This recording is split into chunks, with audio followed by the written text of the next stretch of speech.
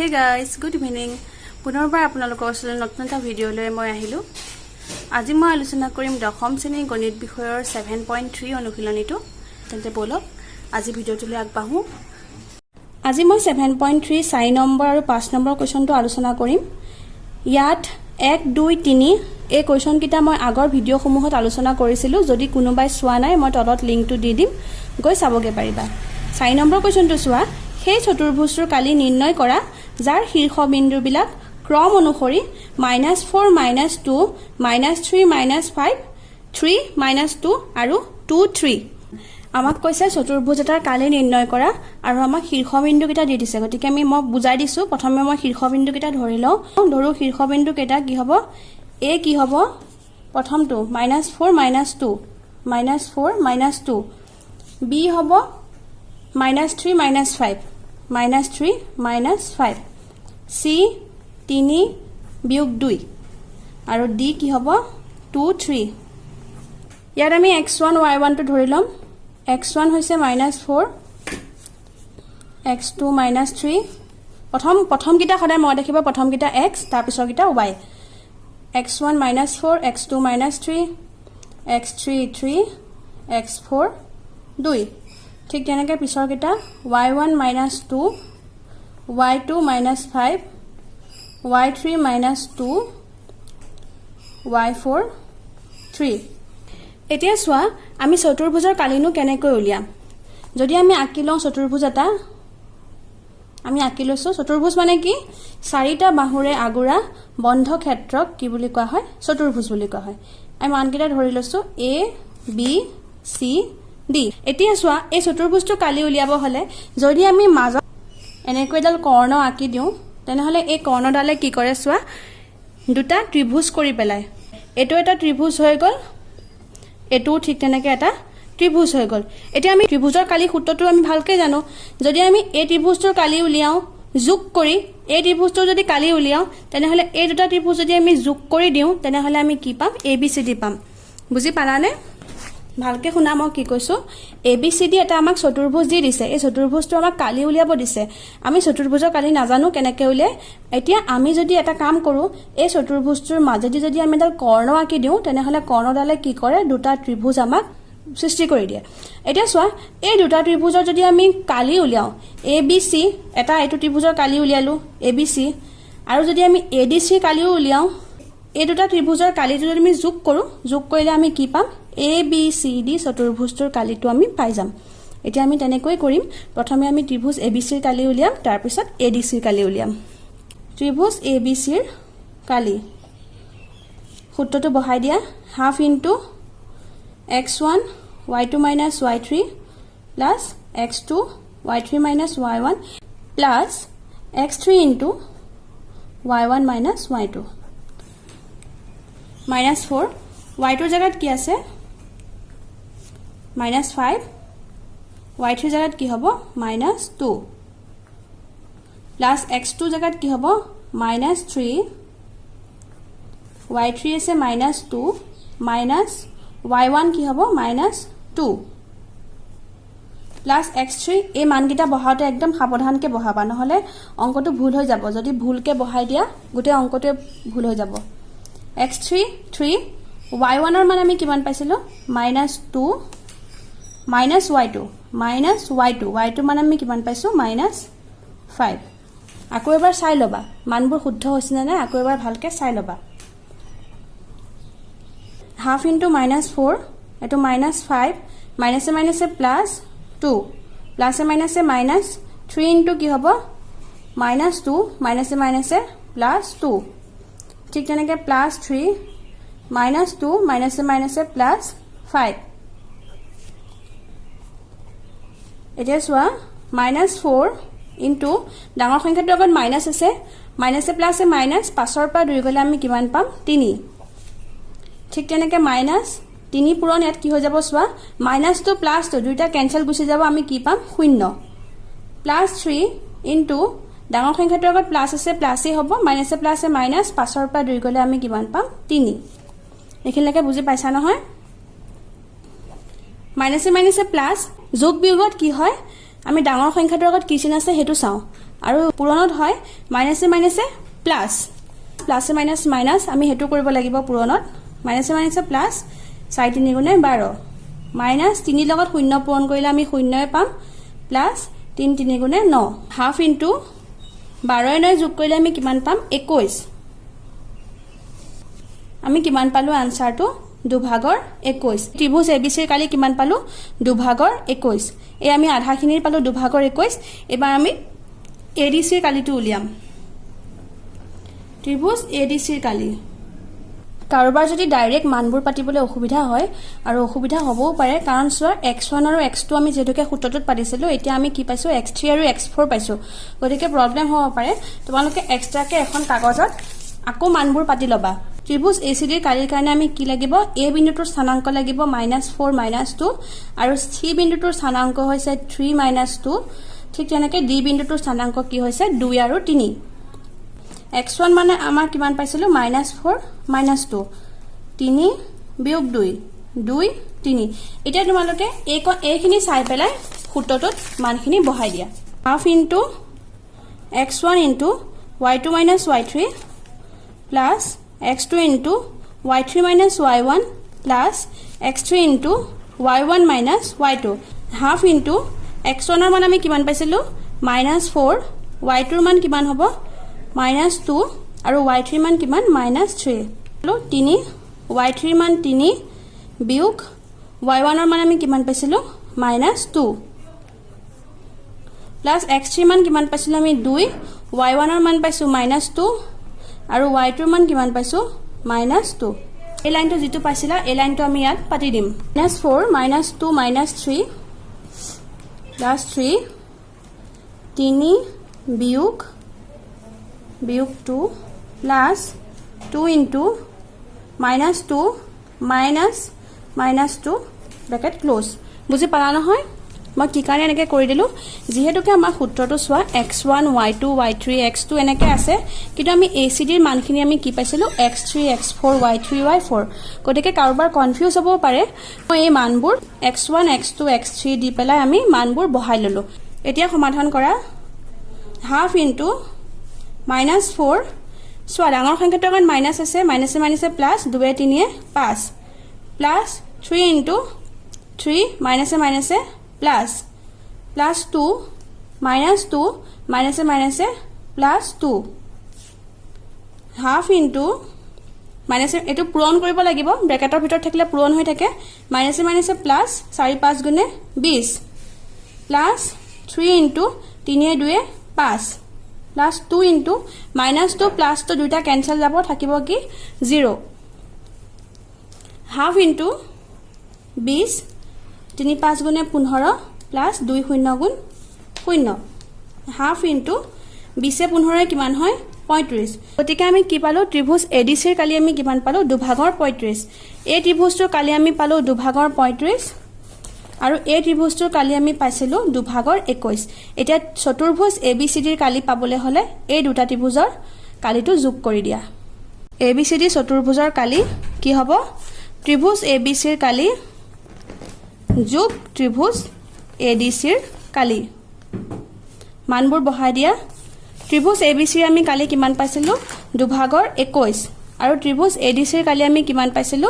দুভাগৰ 35 2 ওপৰত 21 যোগ 35 যেহেতুকে তলত দুইটা একে আছে আমি লহাগু সহাগু উলোৱাৰ প্ৰয়োজন নাই ওপৰৰ কিটা খালি যোগ কৰি দিলে হ'ব দুইটা যোগ কৰি আমি পালো 56 2 এ 56 ক হৰণ কৰিলে কে নিৰ্ণয় কালি সমান কিমান হ'ব 28 বৰ্গ একক সদায় কালি বুলি কলে সদায় মই দেখিবা বৰ্গ লিখিবই লাগিব আৰু যেটো একক থাকে যদি আমাক প্ৰশ্নত মিটাৰ সেন্টিমিটাৰ কিবা দি দিয়ে একক তেনেহলে হেতু এককটো লগাই দিবা আৰু যদি একো নি দিয়ে তেনেহলে অকল একক লিখি দিলে হ'ব 5 নম্বৰ কোৱেশ্চনটো সোৱা তোমালোকে নৱম শ্ৰেণীত পঢ়ি আহিছা যে ত্ৰিভুজৰ মধ্যমা এডালে ত্ৰিভুজটোক দুটা ত্ৰিভুজত ভাগ কৰে যাৰ কালি সমান ত্ৰিভুজ এবিসিৰ ক্ষেত্ৰত ইয়াৰ সত্যাপন কৰা যদি ইয়াৰ শীৰ্ষবিন্দু কেইটা a 4 6 b 3 2 আৰু c 5 2 এটা ত্ৰিভুজৰ মধ্যমা এডালে মধ্যমা মানেনো কি এই ত্ৰিভুজটোৰ মধ্যমা BC ৰেখাডালৰ মধ্যবিন্দু এই মধ্যবিন্দু আৰু শীৰ্ষবিন্দুটো যেডাল সংযোগ কৰি আমি যেডাল ৰেখা পাম সেডালে হৈছে কি মধ্যবিন্দু ধৰি লও আমি ABC ত্ৰিভুজৰ BC ৰেখাডালৰ মধ্যবিন্দু D তেনেকৈ আমি B বিন্দুৰ পৰা টানিব পাৰিম AC ৰেখালৈ AC মধ্যবিন্দু আমি তেনেকৈ E ধৰিব পাৰো ঠিক তেনেকৈ AB ৰেখালৈ আমি C বিন্দুৰ পৰা টানিব পাৰো F বিন্দু পাম আমি এটাই ধৰি লৈছো এডাল মধ্যমা আঁকি লৈছো D BC ৰেখালৈ টানিছো এতিয়া কৈছে চোৱা যে ত্ৰিভুজৰ মধ্যমা এডালে ত্ৰিভুজটোক দুটা ত্ৰিভুজত ভাগ কৰে যাৰ কালি সমান এতিয়া চোৱা এই মধ্যমাডালে কি কৰিলে ত্ৰিভুজটোক দুটা পাৰ্টত ভাগ কৰি দিলে দুটা ত্ৰিভুজত ভাগ কৰি দিলে এটো এটা ত্ৰিভুজ পালো এটো এটা ত্ৰিভুজ পালো আৰু আমাক সূত্ৰমতে আমাক কি কৈছে যে এই ত্ৰিভুজৰ মধ্যমা এডালে এটা ত্ৰিভুজক দুটা ত্ৰিভুজত ভাগ কৰে আৰু এই দুইটা ত্ৰিভুজৰ কালি সমান ত্ৰিভুজ ABCৰ শীৰ্ষবিন্দু কেটা দি দিছে A বিন্দুৰ মান হৈছে 4 - 6 B ৰ মান হৈছে 3 - 2 আৰু C ৰ হৈছে কি 5 2 দেখুৱাব লাগে যে ত্ৰিভুজ ABD আৰু ত্ৰিভুজ ACD ৰ কালি সমান ABD কালি বা ADC কালি উলিয়াবলৈ হলে আমাক D বিন্দুৰ স্থানাংক লাগিব D বিন্দুৰ স্থানাংক উলিয়াব হলে আগৰ ভিডিঅত মই বুজাই দিছিলো BC ৰ কি উলিয়াব লাগিব মধ্যবিন্দু আৰু মধ্যবিন্দু উলিওৱা সূত্ৰটো কি আছিল x1 + x2 / 2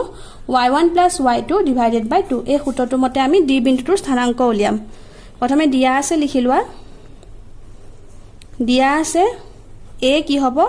4 - 6 B 3 - 2 আৰু C কি হ'ব 5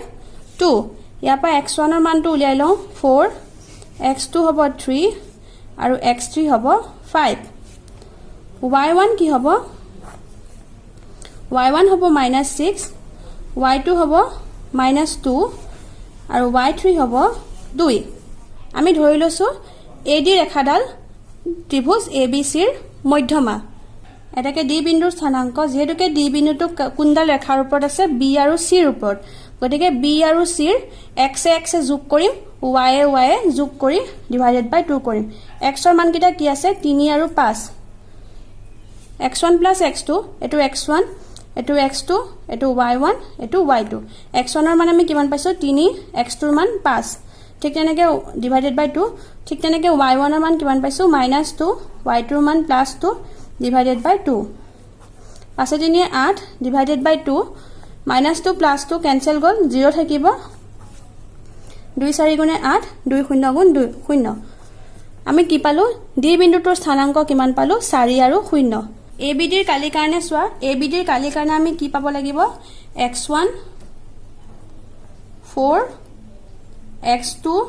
3 আৰু x3 আমাক যেতুকে C টো এবাৰ প্ৰয়োজন নহয় আমাক এবাৰ কি প্ৰয়োজন হ'ব D প্ৰয়োজন হ'ব গতিকে D ৰ কাৰণে আমি কি লিখিম x3 = কি লিখিম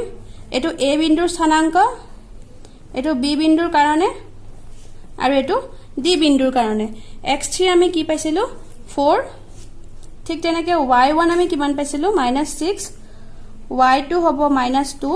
আৰু y3 কিমান হ'ব এবাৰ 0 হ'ব এখিনি বুজি পালানে এখিনি মই কিয় লিখি দিলো এনেদৰে সোৱা আমি C বিন্দুটোৰ কাৰণে x3 আৰু y3 লিখিছিলো কিন্তু এবাৰ আমাক C বিন্দুটোৰ প্ৰয়োজন নাই যেহেতুকে আমি ABD কালি উলিয়াম গতিকে আমাক D বিন্দুটোৰ প্ৰয়োজন যেহেতুকে সূত্ৰটোত x1 x2 x3 আছে সেইকাৰণে আমি কি কৰিলো এবাৰ D বিন্দুটোৰ কাৰণে x3 y3 ধৰি ললো এতিয়া সূত্ৰটো বহাই দিম x1 y2 - y3 x1 ৰ মান আমি কিমান পাইছো 4 y2 ৰ মান -2 y3 ৰ মান কিমান পাইছো 0 প্লাস x2 ৰ মান পাইছো আমি 3 y3 ৰ মান পাইছো 0 মাইনাস y1 ৰ মান পাইছো -6 x3 মান 4 y1 ৰ মান আমি কিমান পাইছো -6 মাইনাস y2 ৰ মান আমি পাইছো -2 দুইটা সংখ্যাৰ আগত মাইনাস আছে ডাঙৰ সংখ্যাটোৰ আগত মাইনাস আছে মাইনাসে মাইনাসে প্লাস 2 এ 0 যোগ কৰিলে আমি 2 পাম +3 0 মাইনাসে মাইনাসে +6 +4 -6 মাইনাসে মাইনাসে +2 মাইনাসে প্লাসে মাইনাস 4 দুগুণে 8 প্লাস 0 0 আৰু 6 যোগ কৰিলে 6 পাম 6 3 গুণে 18 প্লাস 4 ইনটু ডাঙৰ সংখ্যাটোৰ আগত মাইনাস আছে মাইনাসে প্লাসে মাইনাস 6 পৰা 2 গলে আমি কিমান পাম 4 হাফ ইনটু -8 প্লাছ 18 ডাঙৰ সংখ্যাটোৰ আগত প্লাছ আছে সো প্লাছই হ'ব প্লাছে মাইনাছে মাইনাছ 18 পৰা 8 গলে 10 প্লাছে মাইনাছে মাইনাছ 4 4 গুণে 16 ডাঙৰ সংখ্যাটোৰ আগত মাইনাছ আছে সো মাইনাছ হ'ব মাইনাছে প্লাছে মাইনাছ 16 পৰা 10 গলে কিমান থাকিব 6 ওপৰত হ'ব -6 তলত হ'ব 2 -6 ৰ লগত 1 পূৰণ কৰিলে আমি -6 পাম তলত 2 2 এ -6 ক হৰণ কৰিলে আমি কিমান পাম -3 3 বৰ্গ একক ত্ৰিভুজ ABD ৰ কালি আমি কিমান পালো -3 যদি ত্ৰিভুজ ADC ৰ কালি আমি -3 পাওঁ তেনেহলে আমাৰ অংকটো শুদ্ধ হৈছে এতিয়া আমি উলিয়াম ত্ৰিভুজ ADC ৰ কালি half into x1 into y2 - y3 plus x2 y3 - y1 plus x3 y1 - y2 মানবোৰ বহাই দিছো চোৱা 4 আৰু y1 কিমান পাইছিলো -6 ঠিক তেনেকে x2 হবলে হলে d বিন্দুটোৰ স্থানাঙ্ক লাগিব d বিন্দুটোৰ কাৰণে স্থানাঙ্ক আমি কিমান পাইছিলো x2 4 আৰু x2 পাইছিলো 4 আৰু y2 পাইছিলো 0 ঠিক তেনেকে x3 c বিন্দুটোৰ কাৰণে আমি কিমান পাইছিলো 5 আৰু y3 পাইছিলো 2 তে মানবোৰ বহাই দিয়া হাফ ইনটু x1 ৰ মান পাইছো আমি 4 y2 ৰ মান পাইছো 0 -3 2 হ'ব প্লাস x2 ৰ মান পাইছো আমি 4 y3 ৰ মান পাইছো 2 মাইনাস y1 ৰ মান পাইছিলো কিমান -6 -6 প্লাস x3 ৰ মান পাইছো আমি 5 y1 ৰ মান পাইছো -6 y2 ৰ মান পাইছো 0 এটা সলভ কৰি দিয়া 4 ব্ৰেকেটৰ ভিতৰত কি থাকিলে চোৱা -2 যেহেতুকে ডাঙৰ সংখ্যাটোৰ আগত মাইনাস আছে প্লাছে মাইনাসে মাইনাস 2 ৰ পৰা 0 বিয়োগ কৰিলে 2 এ পাম ডাঙৰ সংখ্যাটোৰ আগত মাইনাস আছে প্লাস 4 2 মাইনাসে মাইনাসে প্লাস 6 প্লাস 5 ডাঙৰ সংখ্যাটোৰ আগত মাইনাস আছে সো মাইনাসে হ'ব 6 এটো লাইন বুজি পালা নহয় মাইনাসে মাইনাসে প্লাস কৰিব লাগিব 6 লগত 0 যোগ কৰিলে 6 পাম ডাঙৰ সংখ্যাটোৰ আগত মাইনাস আছে প্লাছে মাইনাসে মাইনাস 4 দুগুণে 8 প্লাস 4 2 এ 6 কিমান হ'ব 8 প্লাছ মাইনাসে মাইনাস 6 5 গুণে 30 4 8 গুণে 32 -30 হাফ প্ৰথমে আমি এটা কৰি লওঁ